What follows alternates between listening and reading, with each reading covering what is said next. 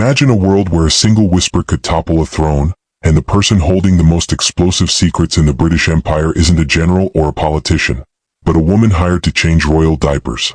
In the winter of 1908, a mysterious woman named Elena Volkov arrived at the gates of Sandringham. She wasn't British, she wasn't aristocratic, and she carried a past that should have made her an enemy of the state. Yet, the royal family didn't just welcome her. They broke every sacred protocol to keep her hidden within the palace walls. Why did King Edward VII risk a diplomatic nightmare for a Russian nanny?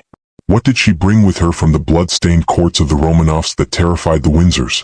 Today we are uncovering the forbidden history of the woman who knew too much.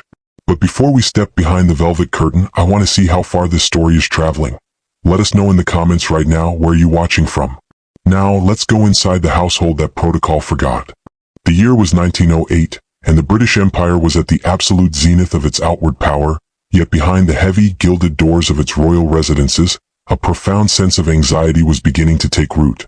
The Victorian era had passed, leaving behind a rigid set of rules that governed every breath a royal took, but the world outside was changing, getting louder, angrier, and more volatile. Into this stifling atmosphere of tradition stepped Elena Volkov, a woman whose very presence was a contradiction to everything the British court stood for. She arrived not with a trunk full of lace, but with a weathered leather satchel and eyes that had seen the fire of the burgeoning Russian Revolution. The protocol for hiring a royal nanny was exhaustive, requiring generations of British lineage and impeccable references from the English gentry. Elena had neither. She was a daughter of the East, a commoner from the outskirts of St. Petersburg, and a woman whose background check should have triggered every alarm bell in Scotland Yard. Yet, within 48 hours of her arrival, she was installed in the nursery of the young princess, bypassing the months of vetting usually required for even the lowliest scullery maid. This was the first crack in the royal facade, a moment where the safety of the bloodline was seemingly traded for a mystery that only Elena could solve. To understand why the royals would break protocol for Elena, we have to look at the terrifying connection between the British House of Windsor and the Russian House of Romanov. King Edward VII and Tsar Nicholas II weren't just monarchs.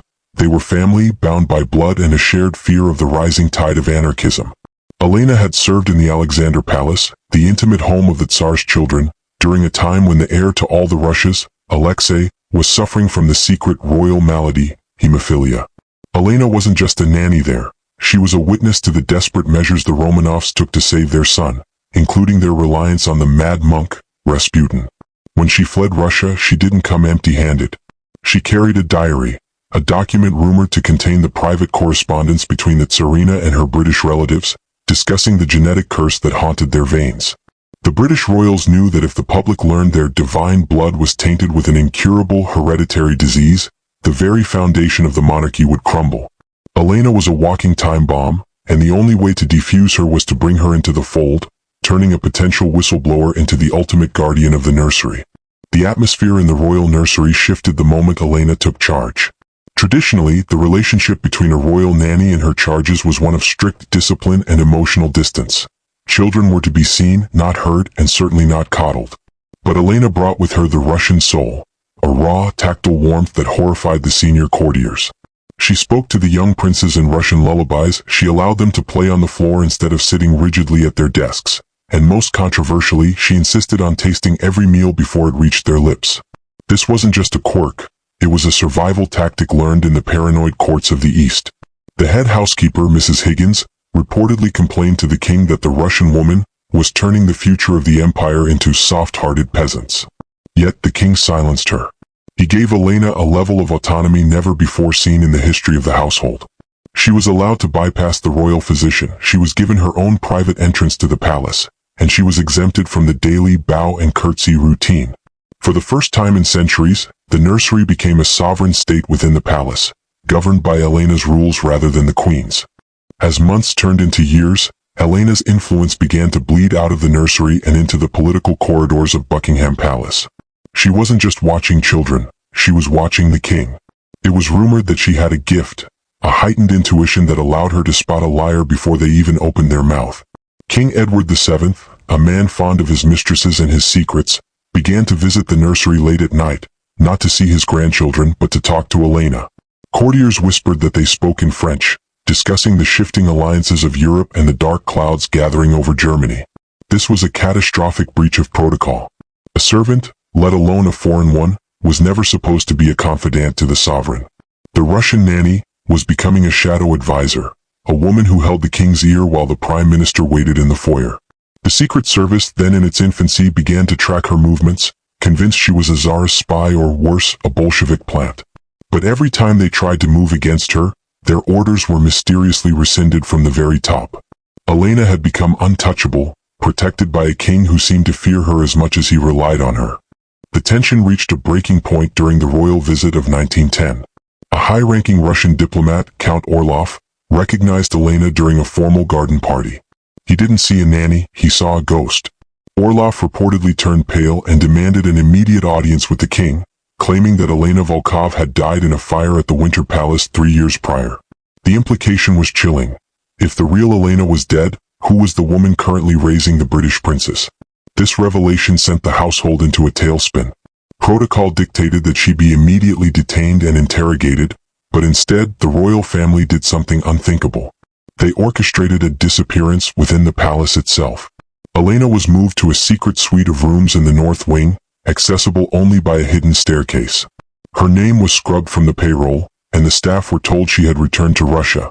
In reality, she remained in the heart of the British monarchy, a phantom nanny, who continued to oversee the children from the shadows. The royals weren't just breaking protocol anymore. They were engaging in a full-scale cover-up to protect an identity that threatened two empires. The children, however, knew the truth. The young princes would often be seen talking to the walls in the north wing, or sneaking treats into the hidden vents. To them, Elena wasn't a spy or a phantom.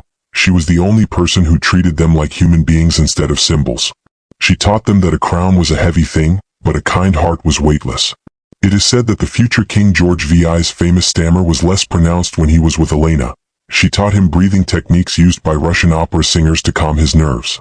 This was perhaps her greatest crime against protocol. She was humanizing the heirs. The British establishment wanted stoic, cold leaders, but Elena was raising boys who felt empathy. She told them stories of the starving peasants in the snow, of the beauty of a world without borders, and of the danger of pride. While the king used her for her secrets, the children used her for her soul. This bond created a loyal circle of silence around her that even the most prying journalists of the era couldn't penetrate.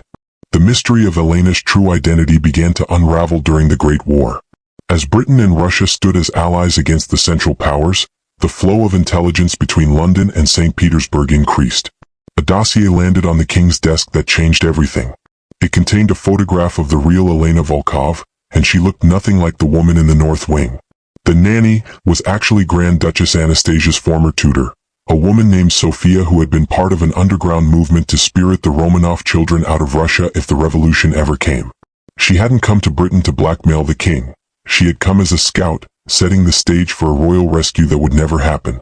She was a revolutionary of a different kind, one who believed that children, regardless of their bloodline, deserved to be safe from the sins of their fathers. The broken protocol wasn't just about a nanny. It was about a secret treaty of sanctuary that the British royals had signed with a woman they couldn't officially acknowledge. When the Russian Revolution finally struck in 1917, and the Romanovs were executed, the woman known as Elena, or Sophia, fell into a deep, inconsolable silence. The rescue mission she had prepared for had failed. The British king, now George V, had famously denied his cousin Nicholas II asylum for fear of inciting a similar revolution in England. Elena knew the blood of her former employers was on the hands of the very family she now served. This created an unbearable tension within the palace. She no longer spoke to the king. She became a silent specter, moving through the halls like a reminder of a betrayal that could never be spoken aloud. The protocol of loyalty to the crown had been shattered. She had seen the king choose his throne over his family, and he knew that she knew. Yet he still didn't dismiss her. He couldn't. She had become the keeper of the king's conscience, the only person who saw the man behind the medals, and the guilt that kept him awake at night. The 1920s brought a new era of jazz and rebellion, but the secret of the Russian nanny remained locked away. Elena was now an elderly woman, rarely seen but always felt. The staff called her the Siberian Witch, a nickname born of fear and respect. She had outlasted 3 prime ministers and several scandals, her presence a constant thread in the tapestry of the Windsor household. It was during this time that a young Elizabeth, the future queen, was born. Despite the protocols of the new monarchy, Elena was brought out of her shadow suite one last time to bless the infant. Witnesses say she placed a small wooden Orthodox cross under the baby's pillow and whispered a blessing in a language no one understood. It was a final act of defiance against the secular, rigid rules of the court, a spiritual protection for a girl who would one day inherit a crumbling empire. Elena's work was done. She had bridged the gap between the old world of autocratic gods and the new world of constitutional duty. In the winter of 1932, the palace finally went silent. Elena Volkov passed away in her sleep, in the same secret suite she had occupied for over 20 years. The protocol for a servant's death was simple: a modest burial in a local cemetery and a small notice in the household accounts. But the king broke protocol one last time. He ordered a private service in the royal chapel, an honor usually reserved for the highest nobility. No members of the press were allowed, and no official record of the service exists in the National Archives. The king himself stood at the head of the casket, joined by his sons, the princes Elena had raised. They didn't mourn a servant, they mourned a mother. She was buried under a plain stone with no name, only a date and a Russian proverb: "The heart that loves is always young." To this day, the location of her grave is one of the most closely guarded secrets of the Sandringham estate. What was the true legacy of the Russian nanny? If we look closely at the modern British royal family, we see echoes of her influence. The shift toward a more approachable monarchy, the emphasis on the monarch as a parent of the nation, and the subtle breaking of stiff upper-lip traditions can be traced back to the nursery of the early 20th century. Elena taught the heirs that the firm was a prison if it lacked love. She showed them that protocol was a garment to be worn, not a skin to be lived in. The king who abdicated for love, Edward VIII, and the king who stayed to lead his people through the Blitz, George VI, were both products of her unconventional upbringing. One chose the heart, the other chose duty, but both had been taught by a Russian commoner that they were men before they were monarchs. Even today, rumors of the Elena Protocol persist among royal historians. It is whispered that every royal nanny since her time has been given a secret handbook, a set of instructions that contradicts the public-facing rules of the household. This handbook supposedly encourages the nanny to act as an emotional buffer between the child and the crown, to ensure that the human element is never entirely extinguished by the weight of tradition. When we see the Prince and Princess of Wales today interacting with their children with warmth and spontaneity, we are seeing the long shadow of a woman who refused to let the palace turn her into a robot. Elena Volkov proved that sometimes, the only way to save an institution is to break its rules from the inside out. But there is a darker side to the story that conspiracy theorists love to explore. Some believe Elena wasn't just a tutor or a nanny, but a guardian of the Romanov gold, a legendary hoard of wealth smuggled out of Russia to fund the White Army. They claim she used the British royal nursery as a vault, hiding jewels and bank codes within the children's toys and furniture. While there is no hard evidence for this, it would explain why the British government was so desperate to keep her hidden.